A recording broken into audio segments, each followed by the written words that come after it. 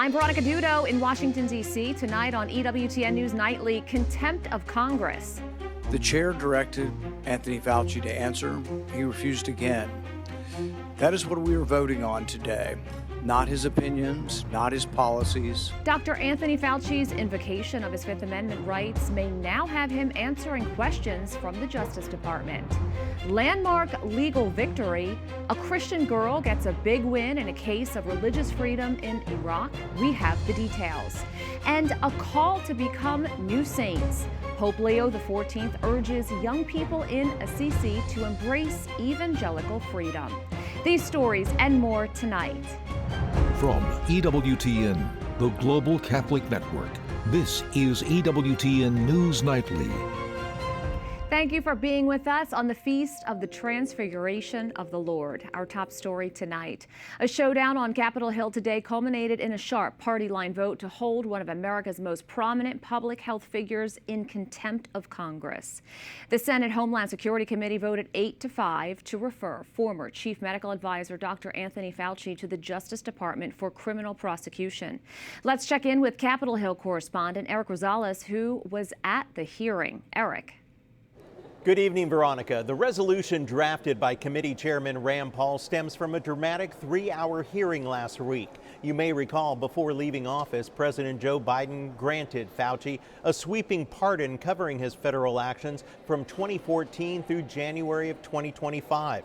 Despite that pardon, the 85-year-old Fauci last week invoked his Fifth Amendment right against self-incrimination more than 100 times, refusing to answer any questions. Can you explain to the committee why you chose to fund this dangerous research in China? On the advice of counsel, I respectfully decline to answer based upon my rights under the Fifth Amendment of the Constitution. Senator Rand Paul argues that because Fauci is fully pardoned from federal prosecution, he faces no legal jeopardy and cannot legally claim Fifth Amendment protections. We are voting on whether a witness who has received the benefit of a sweeping federal pardon can be ordered by this committee to answer questions and then defy that order without consequence. But Democrats say the pardon does not protect him from potential state-level prosecutions or future perjury traps, so he had no choice but to plead the Fifth. The goal was to wait for Dr. Fauci to make any kind of misstatement and then have a weaponized Department of Justice file criminal charges for that new statement that would not have been covered by the pardon, leaving Dr. Fauci little choice but to invoke his constitutional right to not walk directly into a trap. Republicans fired back. I think it's pretty clear, given Dr. Fauci's 111 invocations of the Fifth Amendment, included questions that he could have no fear of prosecution on. He's not going to get prosecuted for the color of his tie. Shows that he had no interest and no intention of answering any of our questions, and that is an abuse. Homeland Security Committee member Republican Senator Rick Scott voted to refer Dr. Fauci to the DOJ for prosecution. So you'd like to see him go to prison? He violated the law. I mean, look, do I want to see somebody go to prison? No. But we have laws in this country. And if you lie, you have to suffer the consequences. Democrats also say by prosecuting Fauci, it could scare other witnesses from testifying before Congress in the future. Ironically, the vote happened just as Senate investigators confirmed that they obtained a copy of Dr. Fauci's government-issued phone from the Department of Health and Human Services, which they hope will answer the questions he refused to address during last week's hearing. If something more is found on their phones, Dr. Fauci may be called back to testify once again. So this Dr. Fauci saga is far from over. At the Capitol, Eric Rosales, EWTN News Nightly. Joining me now is Charles Cully Stimson, Acting Director of the Legal Policy Center and Senior Legal Fellow for National Security at the Heritage Foundation. He is also a former Deputy Assistant Secretary of Defense and a federal prosecutor. Cully, thank you so much for coming on today. Thanks for having me. So Dr. Fauci has now been referred to the Department of Justice following his congressional testimony. What is the basis for that referral, and does it expose him to any legal jeopardy? Well, he was held in contempt by a committee of the Senate, and under the applicable federal statute now, what has to happen is the committee's referral will now actually go to the President of the Senate, who actually is the Vice President of the United States under the Constitution. And then I'm sure Leader Thune and the Vice President will decide whether the full Senate will vote to accept the committee's referral and contempt. And if they do, then they're required to send that over to the U.S. Attorney here in D.C., Jeanine Pirro, and then she has the discretion of whether or not to bring that to the grand jury or not. So there's a lot of green between the ball and the cup on this one. It's been argued that Dr. Fauci's testimony may have complicated the scope of his presidential pardon. What are the legal issues you see regarding this? Well, he had a full and complete pardon for stuff that he did between 2014 and the end of the Biden administration. So he really didn't have a Fifth Amendment right against self-incrimination regarding anything he did during that, but he still asserted it. And it wasn't really an honest assertion of his Fifth Amendment rights, because he would even refuse to answer a simple question like, what's the color of the carpet, are you wearing a tie, etc.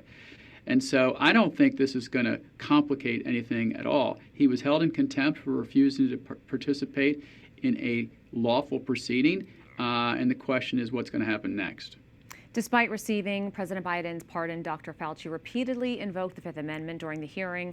As you mentioned, he refused to answer questions as simple as the color of his tie. Why would someone who has been pardoned do that? Well, his lawyer, Dave Shurtla, who's an outstanding criminal defense lawyer and a former colleague of mine, said in a statement that it was essentially attempting to avoid a perjury trap, that he thinks that the Republicans were trying to set him up for perjury. But if you're just telling the truth and you're just trying to explain to the American people why you took the actions you took, then I don't think you have to worry about perjury. So there's something more going on here than meets the eye. This is definitely something that people across the country and even around the world, everyone lived through this. And of course, it was terrible times, especially when you look at the deaths and a lot of questions about what could have been better. Now, the Justice Department, if they decide to pursue this referral, what comes next? Well, if Jeanine Pirro, the U.S. Attorney here in D.C., sent it to a grand jury, the grand jury can either return a bill and indict him or not. Now, this is a misdemeanor. All right. So arguably, she could just file charges and not even send it to the grand jury. And interestingly enough, the maximum possible penalty is only a year. And the minimum penalty fine-wise is $100 and the maximum is $1,000. And so I have grave doubts, frankly, having put a lot of cases to juries here in D.C., that a D.C. jury who are decidedly liberal are going to find Anthony Fauci guilty of anything. Mm-hmm. This is clearly not over, so please come back and we welcome your updates. Thanks.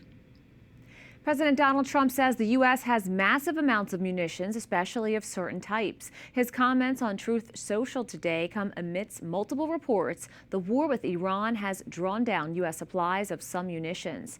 The White House press secretary fired back at those reports as well. White House correspondent Owen Jensen reports. Good evening, Owen. Veronica, good evening to you. While President Donald Trump and White House Press Secretary Caroline Leavitt both strongly rebuked those munitions reports, as you mentioned, some lawmakers right down the street from here are weighing in as well. President Donald Trump, just back from a trip out west, dismisses any reports of munitions running low.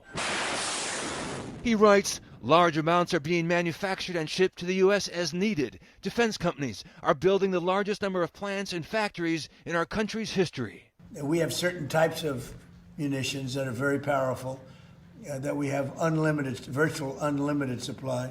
We have others where it's a little bit tighter, and we're getting them in on a daily basis. Democrats are not convinced. The way he's run the war, where he has just wanted to send as many bombers and drop as many bombs as possible without any strategic plan, now means we're running out of missiles.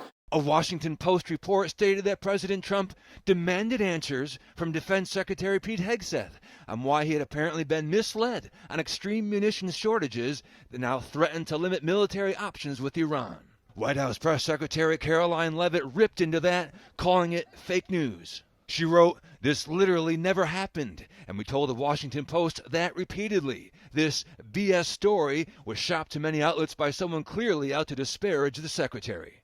President Trump writing, "The fake news, as usual, is spreading false and completely unfounded rumors. I'm extremely happy with the job that Pete Hegseth is doing." When I started the very important excursion into the Islamic Republic of Iran. It was a very important excursion because they can't have a nuclear weapon. Otherwise, the whole world would get blown up. We're not going to let that happen.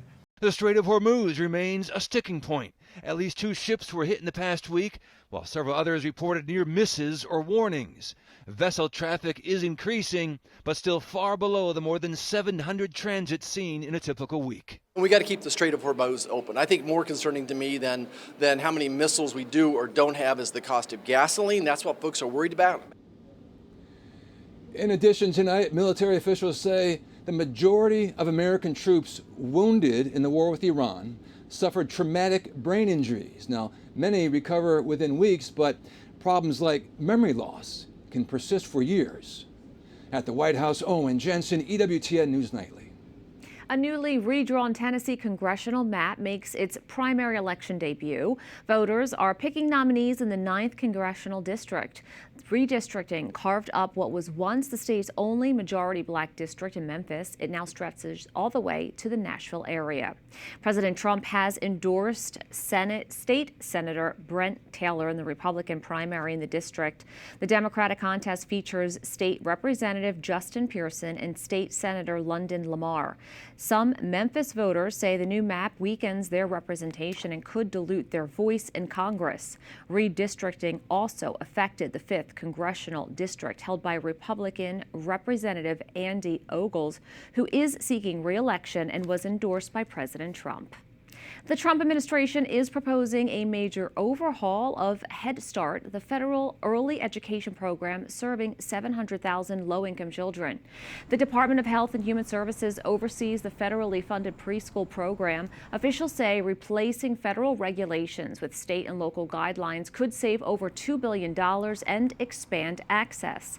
However, critics warn that rolling back federal standards could lower the quality of care for vulnerable children, including those in foster care or experiencing homelessness. The public now has 60 days to submit feedback on the proposal. Health officials are sounding the alarm on a massive multi-state cyclospora outbreak sweeping the nation. Since May, the CDC has reported over 10,000 confirmed cases. The parasite, which causes severe gastrointestinal illness, has been traced back to iceberg lettuce from a Taylor Farms facility in Mexico. The company issued a recall in mid-July, but the outbreak has already affected 15 states, with 2 recent deaths reported in Michigan. Consumers are strongly urged to thoroughly wash all fresh produce under clean water before eating. The U.S. has temporarily suspended government operations in western Mexico, including agricultural inspections required for avocado exports. The U.S. Embassy cited security threats for the sudden halt following recent arrests linked to organized crime and extortion in the region. Mexico supplies about 80% of U.S. avocado imports. Local officials say they are working urgently with U.S. authorities to resume operations as soon as possible. We have a lot more still to come on EWTN News Nightly, Faith Unbound. Following a major court victory for religious rights in Iraq, we discuss and analyze the broader state of freedom across the region.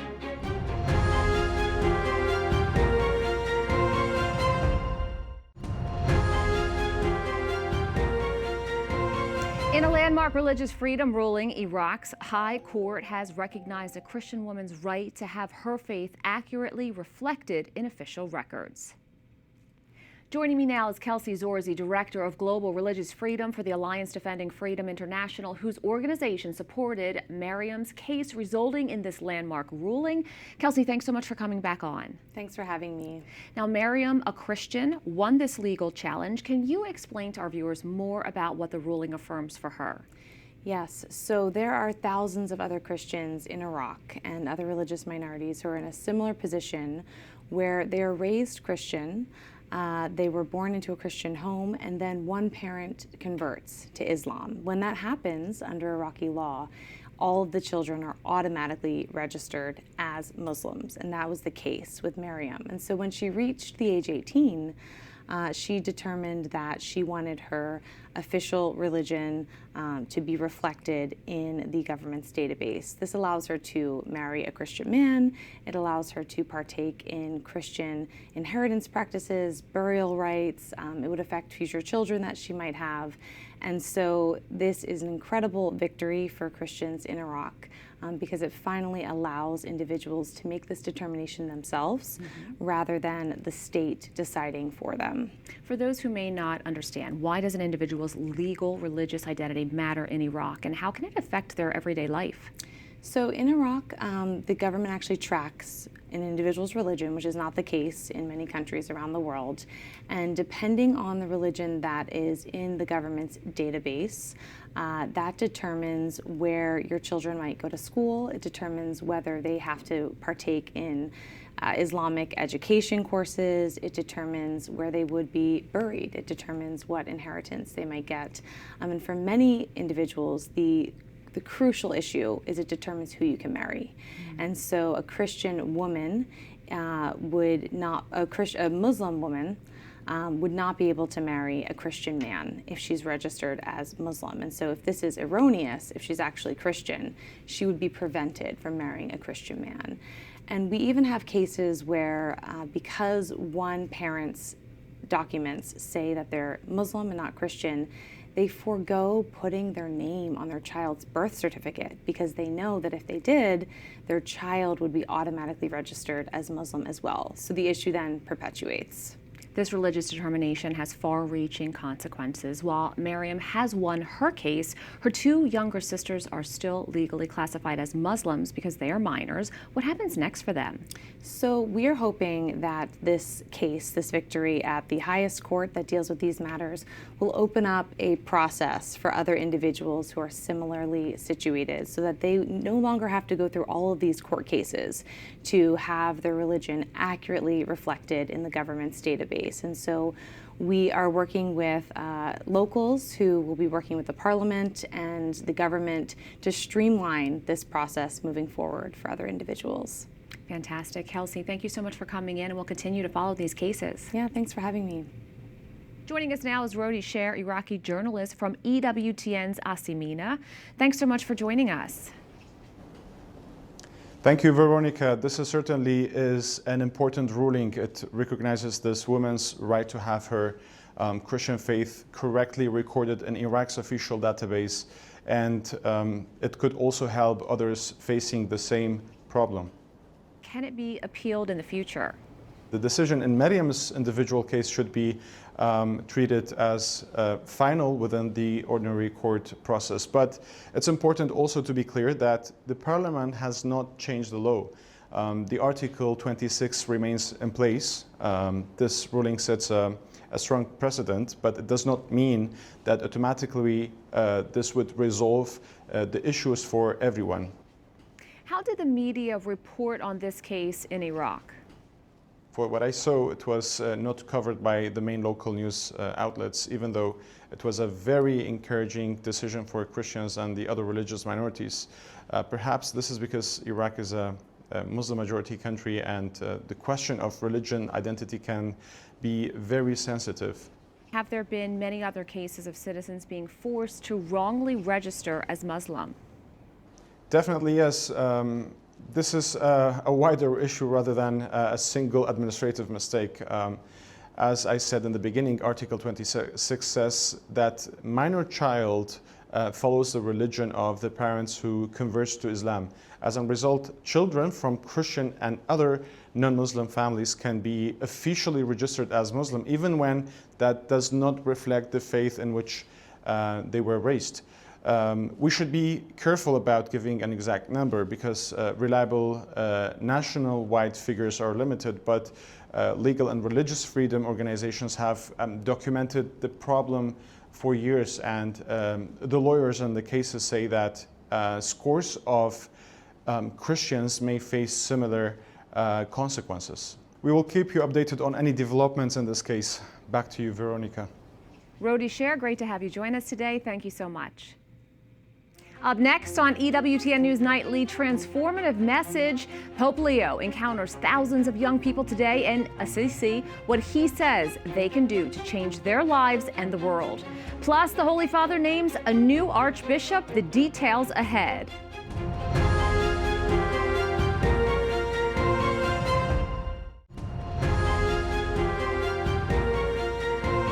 Pope Pope Leo has named a new archbishop in Puerto Rico. Bishop Eusebio Ramos Morales, currently the Bishop of Caguas, has been named the new Archbishop of San Juan in Puerto Rico. Pope Leo has accepted the resignation of current Archbishop Roberto Nieves, who has led the Archdiocese since 1999. This week in Italy, thousands of young people have gathered in Assisi for the Go Franciscan Youth Meeting. Today, the event ended with a special guest, Pope Leo himself. EWTN News' Brian Schumacher reports from Rome. Pope Leo touches down in Assisi to meet with thousands of youth from across Europe, and those he met came with questions. They asked the Holy Father how to stay close to Christ, how to say yes and weather the hardships of the road of discipleship, and how to trust in the Church when she herself has been compromised by bad actors. Why is it so difficult today to see the Church as a mother who, despite her wounds, is always ready to welcome us and to love us? Thank you, Luigi. Yours is a timely question that brings us to the heart of St. Francis's experience. Francis walked his path, not to dominate, but to serve, not to grasp, but to receive, not to withhold, but to give back. This is the very life of God, which continually renews the Church and makes her a free people, a place of refreshment and salvation. After answering their questions, the Holy Father met with members of the Franciscan Order, including members of the National Committee that organized events for the 800th anniversary of St. Francis's death. Then he returned to the youth to celebrate the Eucharist. The Mass took place in the minor papal basilica of St. Mary of the Angels. Inside the church is the place where St. Francis prayed when he heard God tell him, "Francis, go and rebuild my house." In his homily, Pope Leo drew a parallel between the Transfiguration of Christ, which the Church celebrates today, and the Transfiguration of all of us when we give our lives to God. Here began the transfiguration of Francis, Claire, and then thousands of other young people. They accepted the gospel, and the life of Jesus began anew in them. After the Mass, it was back to the helicopter as the Pope returned to the Vatican. In Rome, Brian Schumacher, EWTN News Nightly. We thank you for watching tonight. Remember, you can follow us on social media, Facebook, X, YouTube, and Instagram at EWTN News Nightly. I'm Veronica Dudo. Good night and God bless.